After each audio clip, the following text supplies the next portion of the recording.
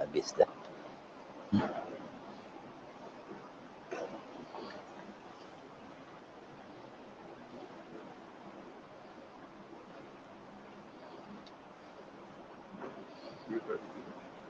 Tak apa.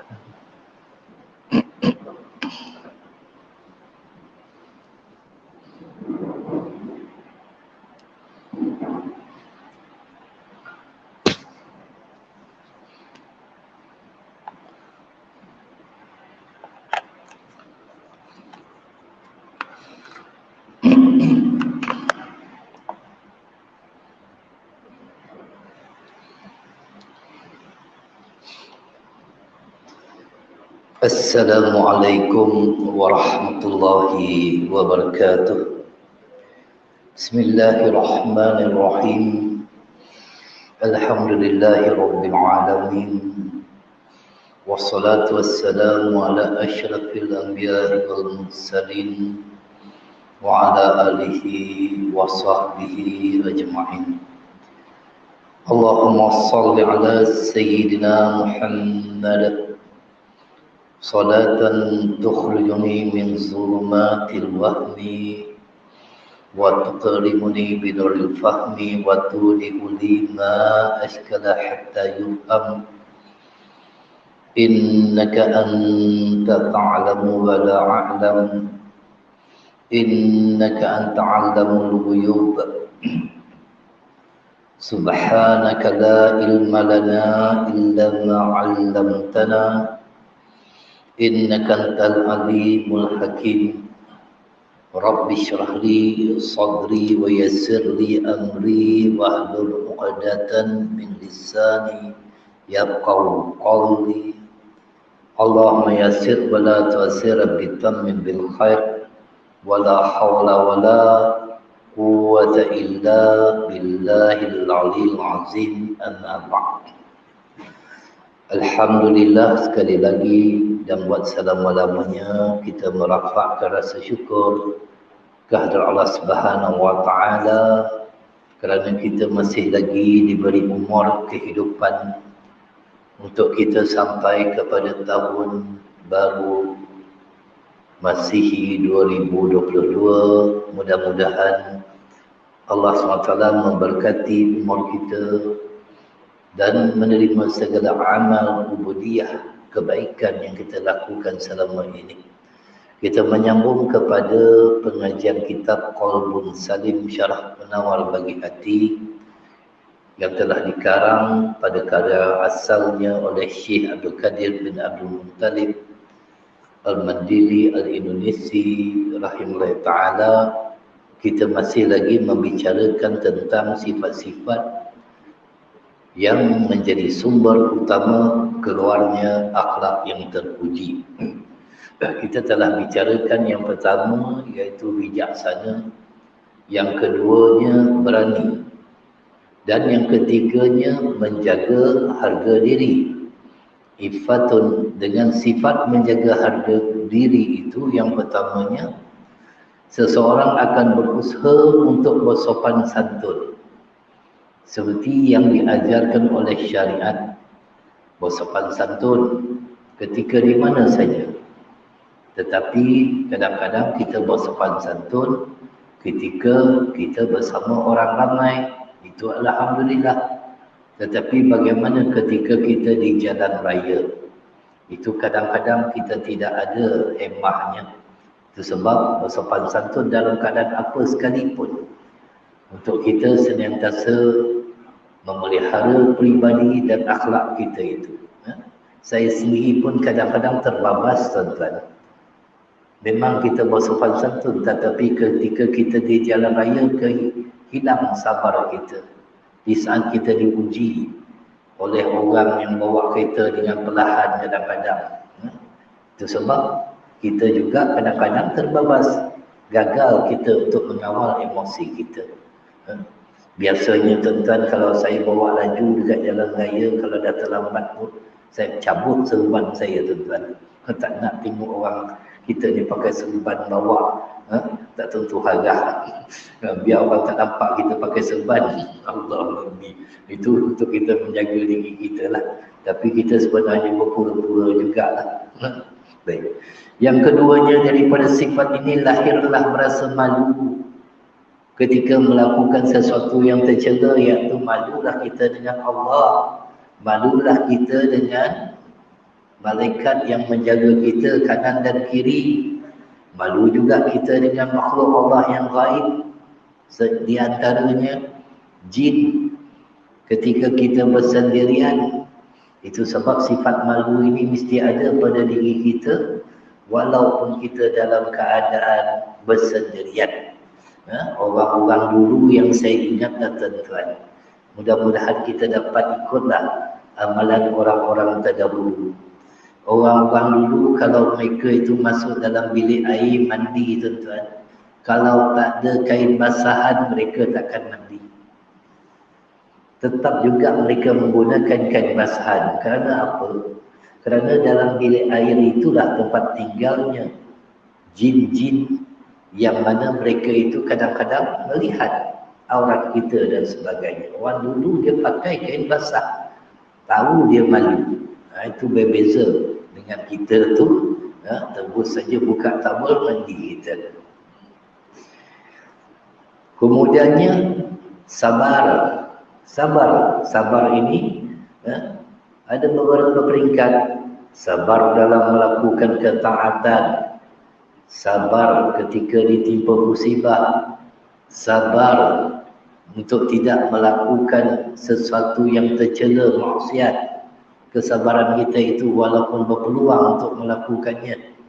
Jadi ada peringkat sabar itu sampai kita itu akan disayangi oleh Allah. Pemaaf, senantiasa memaafkan kepada orang lain yang melakukan perkara yang tidak baik kepada kita.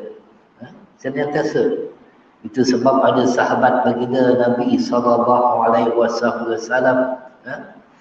yang mereka itu mengintai ibadat seorang hamba Allah. Hamba Allah ini ketika masuk dalam Masjid Nabawi, Rasulullah mengatakan kepada para sahabat, engkau nak tahu tak, sebentar lagi akan masuk seorang penghuni syurga dalam rumah Allah ini. Maka masuk dia. Dia masuk, dia semayang, kemudian dia pun berlalu. Keesokan hari sekali lagi Rasulullah menyebutkan tentang orang tadi itu, iaitu penghuni syurga.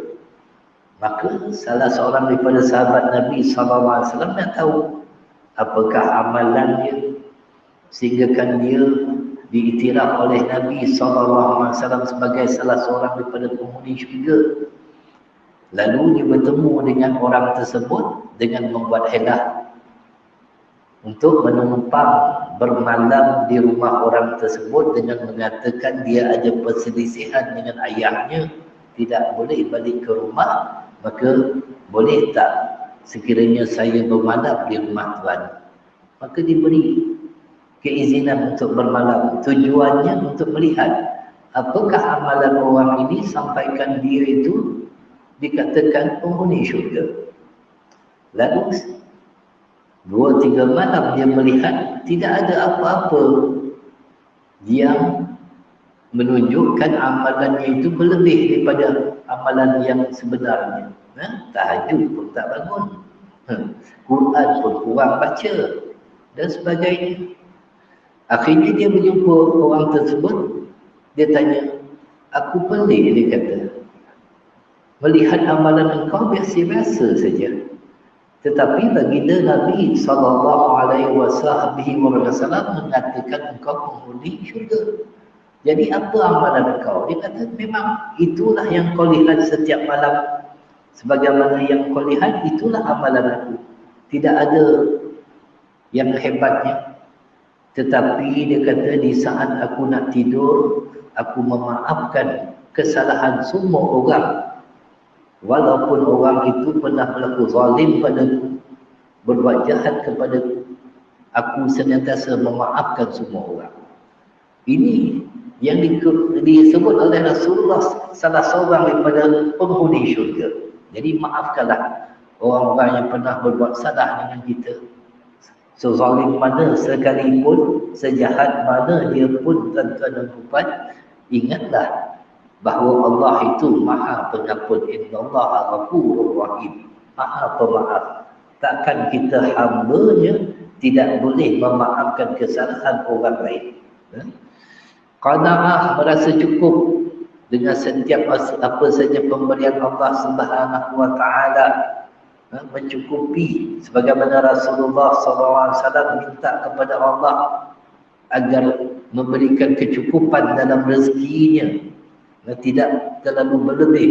Wara' ini satu sifat yang amat sukar untuk kita terjemahkan dalam kehidupan kita itu, tak sampai lagi. Sebagaimana wara'nya Imam Syafi'i rahimahullah ta'ala. Satu hari, tuan-tuan, Imam Syafi'i ini diberi makan daging oleh ibunya, daging yang telah dimasak. Lalu dia bertanya kepada ibunya, daripada mana dapat duit membeli daging ini? Ibunya menjawab, daripada upah aku menjahit. Di mana tempat beli daging ini? Lalu ibunya mengatakan di pasar. Ditunjukkan pasar. Lalu Imam Syafi'i pergi ke pasar tersebut, melihat cara penyembelihan binatang, pemilik daging, pemilik penjual daging tadi. Lalu ditanya oleh Imam Syafi'i, di mana ladang ternakan tuan? Lalu ditunjukkan ladang ternakannya. Di saat Imam Syafi'i melihat ladang ternakan penjual daging itu keluar dan merangkut rumput orang lain, seketika itu juga dimuntahkan oleh Imam Syafi'i apa yang bukan. Ini yang dikatakan wara'. Kita pernah juga mendengar kisah Imam Syafi'i yang bertaubat kepada Allah, beristighfar kepada Allah SWT. Asbab daripada apa?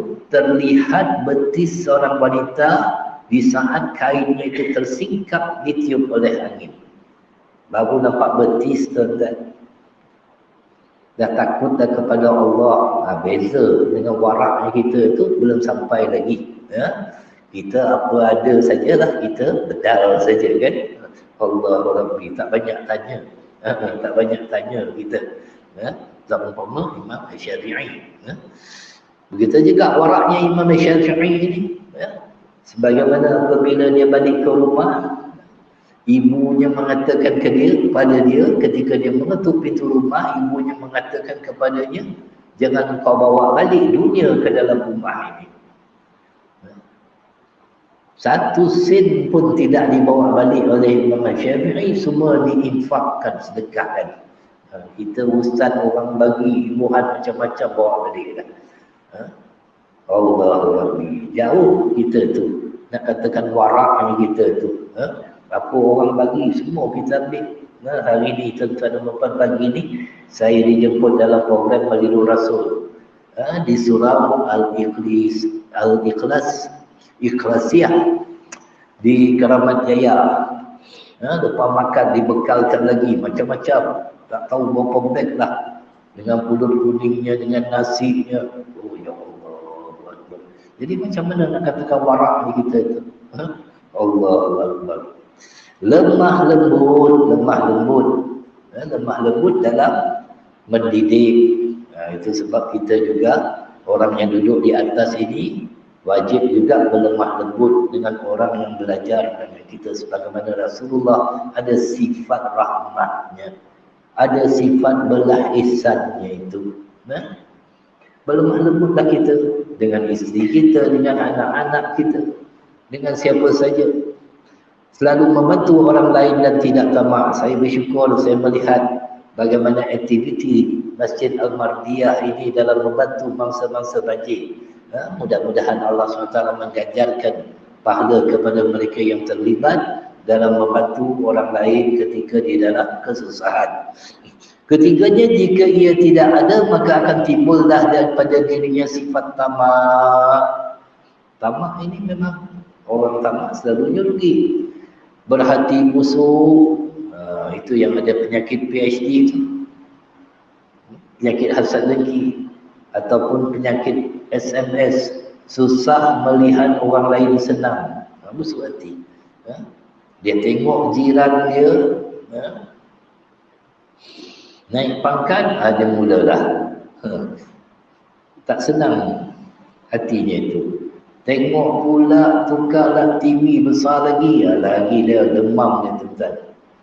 Tengok tukar kereta besar lagi, terus inna lillahi wa inna ilaihi raji'un. Tak boleh tahan dia tengok. Kemudiannya boros. Jangan kita itu mengikut petunjuk syaitan. Syaitan ini memang suka kepada pembaziran. Pembaziran yang kita buat. Kedekut. Jangan kedekut. Masjid, Masya Allah, Tabarakallah. Depan ni dah letak dah bank muamalat, account bank, semua ada. Tolong infak. Jangan kedekut dengan rumah Allah SWT. Kerana rumah Allah SWT inilah tempat turunnya rahmat. Kita mengetahui tuan-tuan dan puan, kebanyakan masjid-masjid yang kekurangan dana akibat ditutup seketika ketika perintah kawalan pergerakan dulu. Memang untuk menjalankan operasi dan sebagainya. Begitu juga masjid-masjid, surau-surau di Selangor yang terkena dengan musibah banjir baru-baru ini. Kita bantu. Jangan kita kedekut. Riak. Riak ini penyakit hati. Yang merasakan diri itu lebih baik daripada orang lain. Suka membuka aib orang lain. Na'udzubillah min zalik. Kita ini nampak baik kerana Allah menutup aib kita. Allah menutup aib kita. Oleh itu jangan kita buka aib orang, nanti Allah SWT akan buka pula aib kita. Itu sebab membuka aib ini sangat-sangat bahaya. Ini banyak tuan-tuan. Apatah lagi di zaman teknologi canggih pada hari ini, baik di media sosialnya, baik di YouTube-nya, membuka aib. Kadang-kadang membuka aib suami, membuka aib isteri, membuka aib setiap orang itu. Allahu Rabbi. Zaman fitnah pada hari ini. Melakukan perkara yang lama, sia-sia, ghaflah dan nisyan, lengah dan lain-lain. Perkara yang sia-sia, yang tidak ada kebaikannya. Hasad, itu juga penyakit hati. PhD tadi itulah penyakit hasad dengki. Mengumpat dan mencaci. Umpatan ini sangat-sangat berat. Yang mana dikatakan mengumpat ini dosanya lebih besar daripada dosa berzinar ribuan kali. Sangat bahaya. Kerana kita dosa dengan Allah, kita boleh bertaubat dengan Allah. Tapi dosa dengan manusia, selagi kita tidak minta maaf kepada orang yang kita umpat, macam mana keadaan di padang mahsyar besok, nak mencari dalam berapa triliun manusia yang dihimpunkan itu kita tak tahu. Mana kita nak cari orang yang kita umpat itu untuk minta maaf kepada dia. Itu sebab banyak di dalam kitab Minhajul Abidin menyebutkan untuk kita itu menjaga lisan kita. Kerana Nabi SAW menyebutkan kebanyakan dosa manusia ialah akibat daripada lisannya. Mengumpat, mencela, mengumpat, mencela, mengadu domba dan sebagainya, mencaci. Allahu Rabbi. Merendah-rendahkan orang lain, seolah-olah orang lain itu tidak ada kebaikannya. Setiap orang ada kebaikan dan keburukan dan kekurangan. Ini perlu kita fahami. Sebagaimana juga kita ada kelebihan, ada kekurangan. Carilah kelebihan kebaikan seseorang itu, jangan dilihat pada kekurangan yang ada pada diri seseorang itu. Kalau kita korek kekurangan orang, sampai kita tak nampak kebaikan seseorang. Itu sebab kadang-kadang kita pelik. Seseorang yang berbuat baik, begitu banyak dia buat baik. Sekali saja dia buat tersilap, yang itulah yang kita pandang. Allahu Rabbi. Kesilapan yang satu itulah yang seringkali kita sebut-sebut. Sehingga kan kita lupa kebaikan-kebaikan yang pernah dia lakukan. Isteri kita, kita lihat. Memang kita pasangan hidup ni saling melengkap masing-masing ada kelebihan dan kekurangan. Jangan ketika suka saja kita memujinya, di saat kita tidak lagi ada perasaan kasih kepadanya, kita mengeji dan menyebut kekurangan yang ada pada dia. Allah Rabbi, ini yang banyak berlaku kadang-kadang. Yang mana kita itu apabila suka kepada seseorang, kita memujinya dengan pujian yang begitu menarik. Tapi di saat kebencian yang ada pada diri kita, kita menyebut satu-satu aibnya. Allah Rabbi. Pernah dulu guru kami tuan-tuan, dia buat satu lakaran ataupun satu perumpamaan. Dibentangkannya kain putih macam ni, skrin ni, kalau diturunkan apa nama ni, projector skrin ni, yang tuan-tuan lihat ialah layar yang berwarna putih. Lalu guru kami mengambil marker pen yang berwarna hitam, lalu dibuat satu titik dekat kain yang berwarna putih tadi itu. Dia tanya, apa yang kalian nampak? Semua orang menjawab, nampak titik hitam. Kenapa kalian tidak nampak yang paling besar tu, yang putih tu? Itu menunjukkan kebaikan yang kita ternampak. Yang kita lihat ialah keburukan. Sehingga kan kita lupa kebaikannya itu lebih banyak daripada keburukan. Itu sebab setiap orang kita cari kebaikannya. Jangan kita baca keburukan seseorang. Baik. Tunduk kepada orang yang berada kerana mengharapkan sesuatu daripada mereka.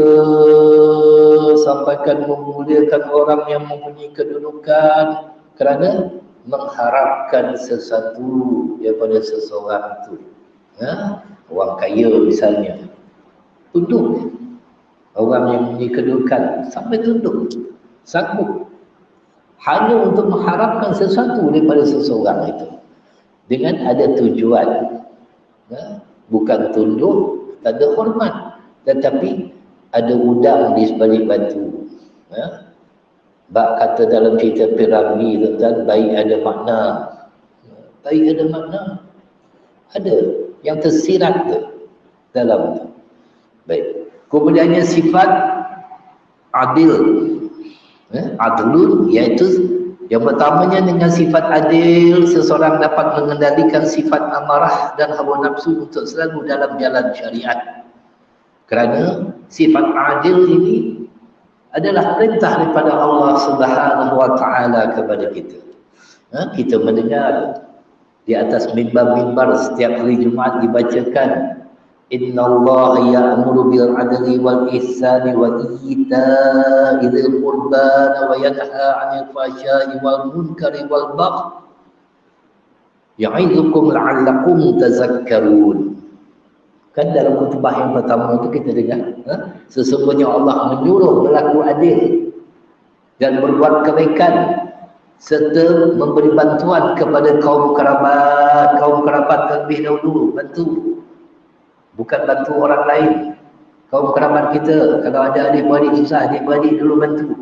Ada saudara mara yang mempunyai hubungan kait dengan kita, itu dulu kita bantu. Baru bantu orang lain kalau kita nak bersedekah, membantu. Tapi kenapa kita ini lebih suka membantu orang lain daripada membantu kaum kerabat kita? Sebab kalau bantu orang lain itu dapat pujian. Bantu adik-beradik kaum kerabat ni, mereka payah nak puji kita. Ini masalah.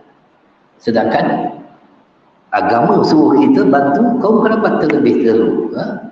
Dan melarang daripada melakukan perbuatan-perbuatan keji dan munkar serta kezaliman. Ia mengajar kamu dengan suruhan dan larangannya supaya kamu mengambil peringatan mematuhinya. Itu setiap hari Jumaat dibacakan oleh khatib-khatib di atas mimbar agar kita itu berlaku adil. Begitu juga dalam menghukum, berlaku adillah kita. Allah perintahkan kepada kita berlaku adil. يا أيها الذين آمنوا كونوا قوامين بالقسط شهداء لله ولو على أنفسكم أو الوالدين والأقربين إن يكن غنيا أو فقيرا فالله أولى بهما فلا تتبعوا الهوى أن تعدلوا وإن تلووا أو تغردوا فإن الله كان بما تعملون خبيرا. Allah suruh hukum dengan adil. Wahai orang-orang yang beriman, hendaklah kamu menjadi orang-orang yang senantiasa menegakkan keadilan, lagi menjadi saksi yang menerangkan kebenaran kerana Allah, sekalipun terhadap diri kamu sendiri, ibu bapa kamu sendiri, kaum kerabat kamu. Kalaulah orang yang didakwa itu kaya atau miskin, maka janganlah kamu terhalang daripada menjadi saksi yang memperkatakan kebenaran disebabkan kamu bertimbang rasa. Jangan sebab geng kita backing, jangan. Allah larang. Ini Al-Quran yang menyuruh. Walaupun dia itu kaum kerabat sekalipun. Oleh itu janganlah kamu turunkan hawa nafsu supaya kamu tidak menyeleweng dari keadilan. Jangan menyeleweng. Walaupun siapa pun, walaupun dia itu daripada pihak kita, daripada grup kita, daripada kumpulan kita, tak boleh kita. Kalau dia salah, tetap kita hukum dalam menegakkan keadilan itu. Dan jika kamu memutarbalikkan keterangan ataupun enggan daripada menjadi saksi, maka sesungguhnya Allah senantiasa mengetahui dengan mendalam apa yang kamu lakukan. Ini Al-Quran yang menyuruh. Itu sebab baginda Nabi SAW mengatakan, kalau putriku Sayyidatina Fatimah yang mencuri, aku sendiri yang akan memotong tangan. Itu yang dikatakan adil. Sebagaimana Sayyidina Umar bin Khattab radhiyallahu taala mencambuk anaknya yang meminum arak. Dia watan, itu adil namanya. Tak kira siapa sekalipun. Baik. Kemudian yang kedua daripada sifat inilah yang telah berfikir dan bersiap dengan tindakan baiknya dari segi sebab maupun akibatnya. Berfikir matang sebelum bertindak. Fikir dulu sebelum bertindak, sebelum mengeluarkan kata-kata, fikir dulu. Jangan dah terkeluar baru terfikir. Dah buat silap baru fikir. Fikir dulu apa yang nak dilakukan. Apakah itu baik atau tidak? Ada manfaat atau tidak? Kerana kita itu diberi akal. Kita diberi akal oleh Allah SWT untuk berfikiran secara waras. Untuk memilih, untuk memilah. Apakah ini baik untuk aku lakukan? Kalau tidak baik, tinggalkan. Tidak tergesa-gesa dalam tindakan, kerana tergesa-gesa dalam tindakan ini adalah perbuatan syaitan laknatullah. Tepat dan teguh dalam pendapat, memberikan pendapat.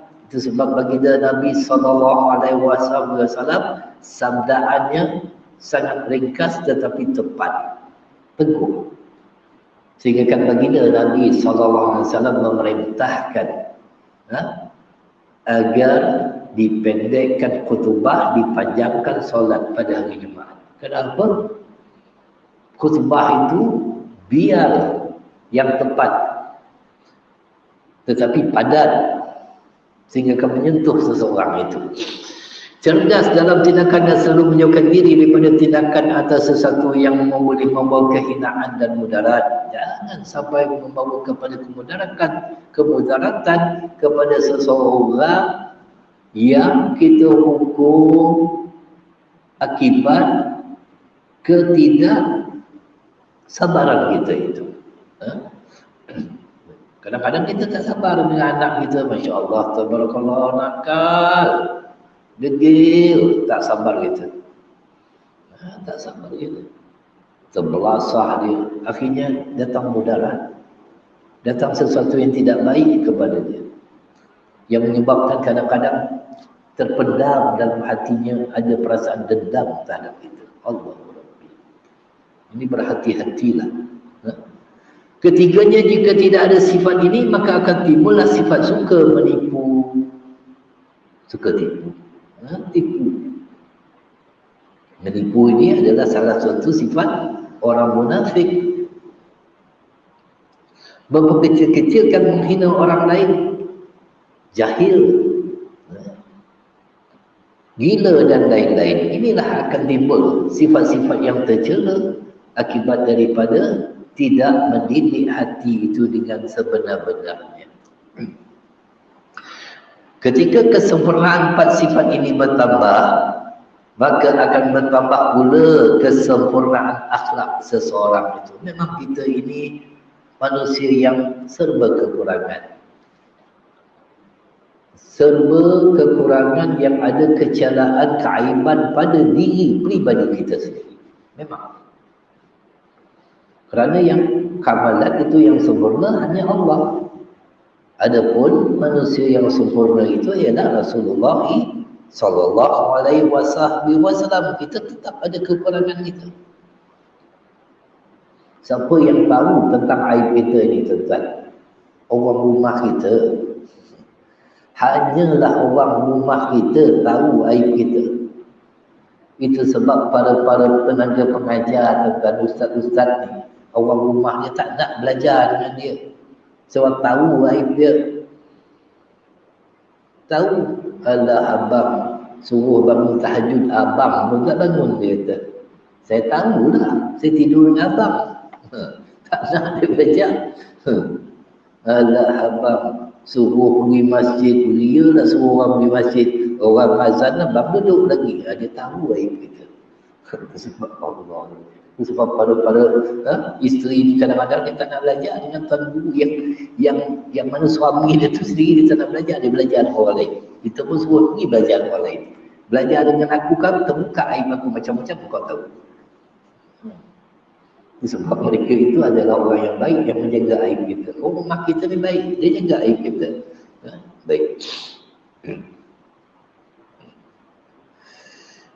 Kerana kita tidak ada kesempurnaan. Memang kita itu manusia yang tidak ada sempurnanya. Sebaliknya ketika kesempurnaan 4 sifat ini berkurang, maka akan berkurang pula kesempurnaan akhlaknya. Tetapi kita berikhtiar, mencuba untuk menyempurnakan, membaikkan akhlak kita. Inilah salah satu ikhtiar kita, ialah dengan belajar ilmu tasawuf. Belajar ilmu tasawuf ini, sebagaimana yang saya sebut pada bulan lepas tentang saya, bukan hanya mengajar, sebenarnya saya sedang belajar juga. Melihat akhlak tuan-tuan, melihat peribadi orang yang lain. Apabila kita bertemu dengan orang-orang begini, Masya Allah, Tabarakallah, dia terlebih dahulu bagi salam pada kita, dia yang bertanya kabar tentang kita. Belajar daripada orang lain. Macam mana akhlak seseorang itu boleh mengubah seseorang itu. Kadang-kadang kita belajar ni bukan hanya dengan kitab, tapi dengan melihat orang lain. Peribadi orang lain itulah yang menjadi contoh ikutan kepada kita. Bagaimana kadang-kadang kita tengok orang yang lebih yang dianugerahkan oleh Allah SWT dengan kekayaan harta bendanya, dengan jawatannya, tetapi mesti akhlak yang begitu agung yang menyebabkan kita rasa malu dengan orang sendiri. Ini tentang belajar dengan orang lain, melihat peribadi orang lain yang begitu indah, yang begitu cantik. Baik. Kemudian seterusnya, ia bukan saja ilmu mengenal sifat-sifat hati atau keadaan jiwa, atau disebut ahwalun nafs sahaja, tetapi ia juga ilmu untuk mengenal cara penyucian hati. Cara penyucian hati jiwa. Belajar daripada sifat-sifat tercela takhali, kerana sifat-sifat tercela inilah yang kita sedikit demi sedikit yang nak kita buang dalam diri kita, dan menghiasinya dengan sifat-sifat terpuji tahalli, serta cara menempuh perjalanan suluk menuju Allah Subhanahu wa Ta'ala. Itu sebab hati kita itu kotor. Yang kita bawa di hadapan Allah itu, yang dilihat oleh Allah ialah hati kita. Kalau kotor hati kita, memang manusia tidak melihatnya, tetapi dilihat oleh Allah. Takkan ketika kita menghadap kepada Allah, kita masih lagi sombong. Masuk dalam rumah Allah, kita masih lagi sombong. Ini banyak kadang-kadang. Ada di antara mereka itu sombong dengan kedudukannya, sombong dengan jawatannya, sombong dengan ilmunya. Seolah-olah dia sajalah yang berilmu dan melihat orang lain jahil belaka. Ini berlaku, tuan-tuan. Sehingga kan memperlekehkan orang lain. Agar kita sedar. Dulu salah seorang sahabat saya, tuan-tuan, dia kata dia mengajar di kampung saya di Negeri Sembilan sana tu. Dekat sana tu ramai tok-tok lebay. Orang-orang tua ni, tok-tok lebay ni umur 60-an, 70-an, ramai dekat masjid tu. Seremban tu semua sengit-sengit belaka. Seremban semua sengit-sengit belaka. Jubah pun lusuh je. Ini tok-tok pondok ni, hidup ni, yang mengaji. Yang dah mengaji kitab ni, Khalijul Abidin ni, tak tahu berapa kali khatam dah. Belajar kitab hikam apa semua. Jadi satu hari tu, sahabat saya dia kata dia mengajar dekat satu surau, dekat kampung saya lah, di Negeri Sembilan. Semua orang tua, memanglah orang tua dekat sana tu memang payah kita nak jumpa anak-anak muda sebagaimana di bandar yang mendatangi masjid. Sana memang orang-orang lama belaka. Apatah lagi anak-anak muda telah berhijrah ke kota-kota besar. Dah tak ramai lagi dah. Yang ada pun tak datang masjid. Yang datang semua otai-otai belaka. Jadi ketika dia tengok orang tu, dia nak mengajar, dia tengok habis. Pakat tidur belaka. Tidur jadi. Senyap semua. Tak ada respon apa. Tidur je. Jadi terasa hati dia. Dia ustaz je. Ustaz ni kadang-kadang dia rasa bangga lah dengan ilmu dia. Dia kata memberi kesadaran pada dia. Lalu dia tegur. Kadang-kadang buang masa juga mengajar orang tua ni, dia kata. Semua pakat lelap saja. Kan? Pakat lelap mereka. Satu orang tok lebay yang tengah tutup mata tu.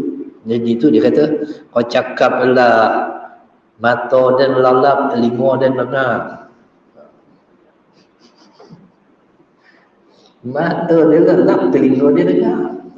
Jangan mamek. Itu sebab kita tengok orang tidur, kita jangan menyangka dia tak dengar. Tok lebay je mata. Kau cakap dia lajang, dia kata. Mata dan lelap, telinga dan dengar. Dan tahu apa yang kau ajar. Bayang kalau kena kat kita macam mana, tuan-tuan. Itu sebab jangan pandang orang secara zahir. Jangan melihat orang tu dengan pandangan mata zahir kamu yang kamu rasakan orang tu tidur, sebenarnya dia tak tidur. Dia hanyalah menutup matanya saja. Kita ingatkan cerita Tok Kenali yang bersandar tidur je.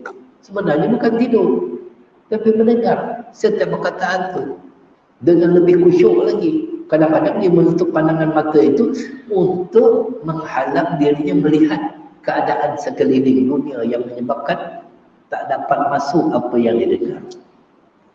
Bukankah kita tu kalau nak menghafal kadang-kadang tutup mata, tak menghafal sesuatu itu? Itu sebab berhati-hati. Itu sebab saya kata kepada anak-anak muda, kalau nak mengajar dekat kampung saya, berhati-hati.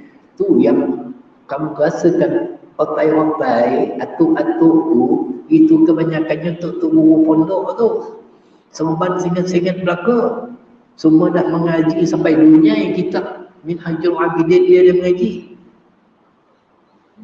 Kitab akidah dia belajar tu sampai dah dunia dah. Daripada kulit ke kulit, jangan kamu main-main.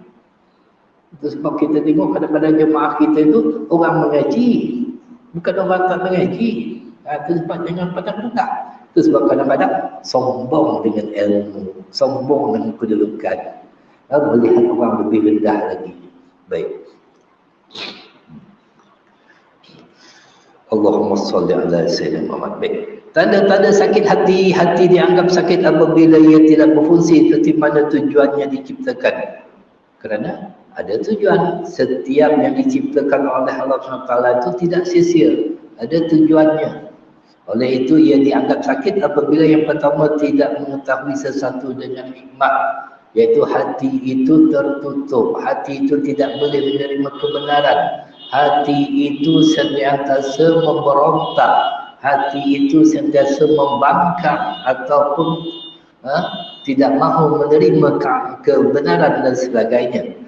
Keduanya tidak mencintai Allah SWT dan tidak dapat melazat kelazatan zauq ketika beribadah kepadanya kerana tidak berzikir kepadanya dan tidak mengutamakan zikir itu daripada semua keinginannya. Apabila dia tidak mencintai Allah, sedangkan Nabi SAW berwasiat, ajarkan kepada anak kalian hubbillah, cintailah Allah, cintailah Allah. Kerana Allah Subhanahu Wa Taala ini adalah kekasih yang kita itu patut jadikan kekasih sebagaimana dalam peristiwa Isra wa Mi'raj Nabi SAW yang dikatakan bertemu antara kekasih dengan kekasih. Kan kekasihnya kekasih tanpa diketahui oleh orang lain. Itu sebab kita bersunyi-sunyian ketika solat malam itu sendirian. Pertemuan antara kekasih dengan kekasih. Tapi kalau tak kenal Allah, disebabkan tidak solat dan sebagainya. Tadi saya dalam forum ataupun dalam program Malidur Rasul di Keramat Tadi Tuan, saya digandingkan dengan salah seorang Ustaz Syaikhuddin daripada Jabatan Agama Islam Negeri Sembilan. Dia datang daripada Lamu, digandingkan. Dia kata pengalaman dia, ada seorang anak muda yang nak kahwin, disuruh berselawat, dia tak boleh berselawat. Sampai kepada Allahumma salli ala, dia tak boleh nak sebut nama Muhammad SAW. Apabila dikaji-kaji, orang ni tak pernah sembahyang. Tak pernah sembahyang. Ketika itu Allah buka aib dia, nak sebut nama Rasulullah pun tak mampu, tak keluar. Allah. Ini sangat mengerikan, sangat menakutkan. Baik, sedikit lagi tanya. Kemudian tidak mengutamakan akhirat daripada dunia. Jadi akhirat itulah yang kekal, dunia ini fana. Carilah yang kekal. Jangan berlebih-lebihan mencari yang fana. Cukuplah sekadar untuk kehidupan kita. Jadi cukup sekadar itu tuan-tuan dan puan. Mudah-mudahan dengan sedikit yang kita kongsikan pada malam ini memberi manfaat pada diri pribadi saya sendiri, kepada tuan-tuan dan puan. Mudah-mudahan Allah SWT kurniakan kesihatan, dimurahkan rezeki, senantiasa berjalan dengan jalan yang diredai oleh Allah SWT. Hazza wa billahi taufiq. Assalamualaikum warahmatullahi wabarakatuh.